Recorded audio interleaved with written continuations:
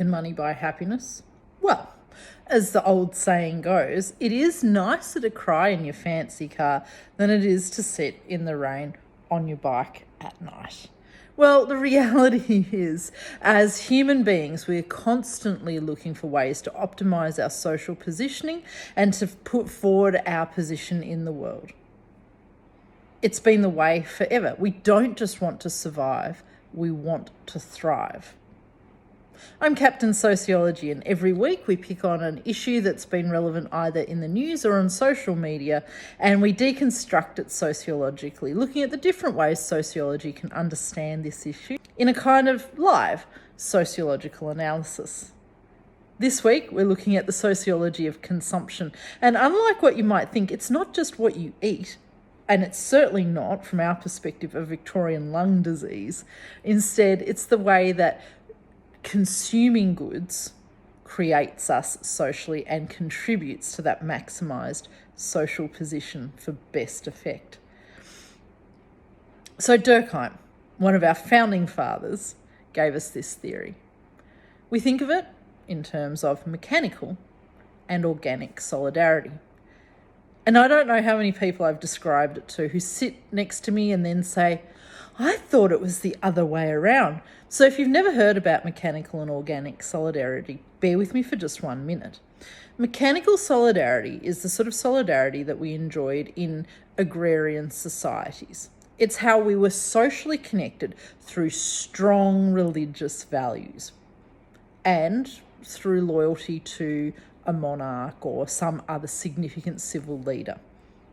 The reason we were loyal to them was, of course, we thought they were appointed by God.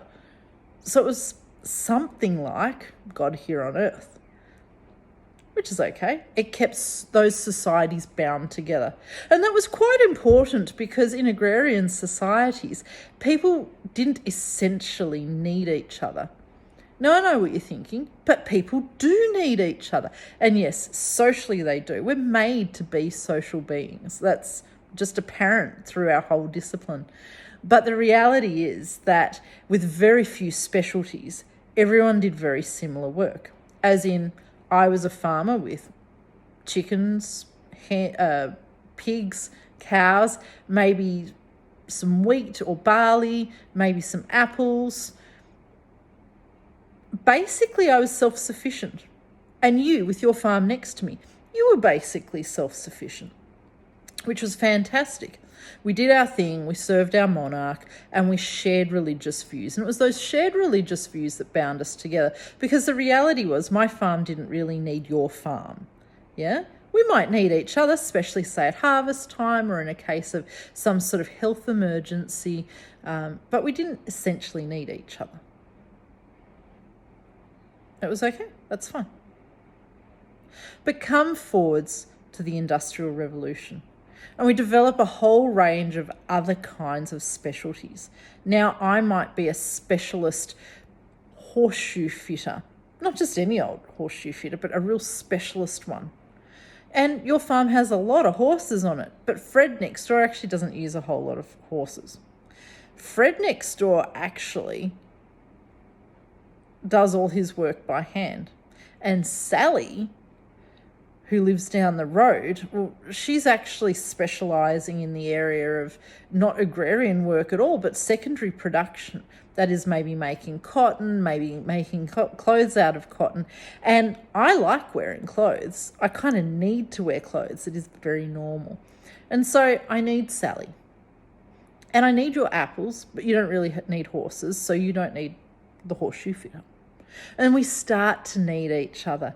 When you fast forward into the 21st century, it's even more important as we see jobs being divided up into smaller and smaller specialties.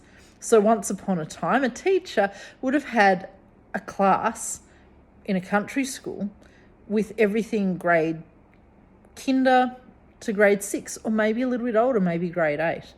And then if you went to school past grade 8, you moved into a larger centre where the school had teachers that had specialties in older grades. Well, now we have specialist pre-kinder, kinder, prep, grade 1, all those in some areas are specialties of their own.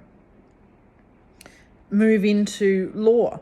We not only have lawyers, which is its own specialty, we also have different kinds of law specialists, the most basic one being a barrister or a solicitor, but you can be any kind of law specialty. You could be commercial law, family law, property law, criminal law. All those things are absolutely fantastic and interesting, but very specialist. And so in what Durkheim calls the organic society, we need each other a lot more, because I might be a specialist in criminal law, but I actually need somebody who has a sound understanding of the depths of property law to prosecute a particular criminal case.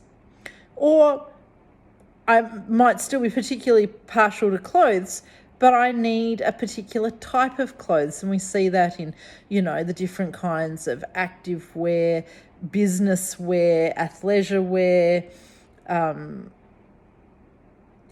clothes for big and tall people, clothes for short people. It's no longer one person who can make a range of clothes, but a range of retailers who procure a range of different clothes. And so we're much more bound together because we need the different people with the different specialties, the dentist, the rubbish collector, the bricklayer, the carpenter. They're all specialties, and even though I'm sure lots of different specialties could perform some areas of overlap, they don't. We need each of those things. However, what we no longer have is a values and or religious application connection with our society. So your lawyer could be a Hindu, your baker could be, I don't know. What we see, though, is that all these people we need, and we use their services regardless of whether we agree with them or not on religious values. So we move from a mechanically solid society to an organically solid society. And at the same time as that's happening, as we move into that mechanically solid society, move into the organically solid society, what we see is that we see a shift following on from that, from being a production society to a consumption society. And I think in general the agreement is that the consumption society sort of really establishes itself by about the 80s. It begins at the end of World War II, and it's properly established by the 1980s. But Captain Sociology, didn't you say you're inspired by real events on the timeline of your social media feeds? How did you come to all this thinking about mechanically and organically solid societies? Good question. Well, I was on the internet and I found this. You might be familiar with the genre of social media video, the ASMR or the restocking video. And here we see them meeting together in one glorious moment. Now, I live in a cool temperate climate, and so the idea that you would restock a whole freezer full of ice is just insane and fascinating to me. But here I am watching this. It got me really curious because in sociology, of course, this kind of evidencing of your excellent position in society is an area of study, and it's an area of interest, and we see it coming to us from the 1980s onwards as conspicuous consumption becomes an increasingly important way for people to demonstrate their maximised social positioning in the world. Now, of course, you just know these as ASMR videos, and that is an interesting psychological factor. But the reality is, as you watch this, and I certainly watch this, and I think apart from what is that drink, I think here's a fridge stocked full of Coca-Cola and juices and all sorts of other things that a person might need to live their absolute best, most luxurious life. And yet what earthly use is it to show me this video apart from just being conspicuous about your consumption? The inner sociologist in me is so fascinated about what's going on here. And so this is what we're doing this week, is to watch these videos and unpack them from a sociological perspective.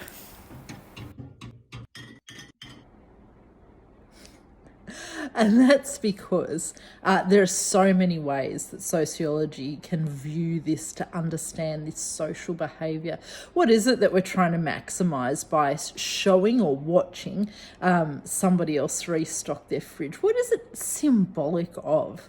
We're going to have a really fantastic look this week at what happens when people consume a large amount of, well, really anything. But when I say consume, I don't just mean to buy and imbibe. I mean, what is it? What are we really trying to consume? It isn't Coca-Cola, it's authenticity. So we're going to have a look at that work. We're going to have a real look at how this kind of consumption actually really exacerbates inequality. It's really interesting to have a think about how actually this conspicuous consumption really impacts social, economic, cultural inequalities. We're going to have a look at how it can be different. Like, what is there left to consume? I mean, we're watching people make ice, which is fascinating too. But what is it that we're really interested in? I really want to just leave on this today. Once upon a time, our worthiness in society, our capacity for maximising our social position, for best long-term outcome for ourselves and for our families, was to produce well. It's connected to actually quite a bit to Weber's work on work, actually. It was our job to get in, do well, use the daylight hours as best as we could. It was evidence of our worthiness before God.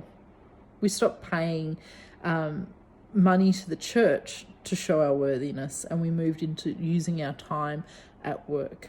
That's a whole Weberian thing. We moved from that to using our time to create videos about ice. I've been Captain Sociology. Until tomorrow, here's to yours and mine maximised social positioning in the world.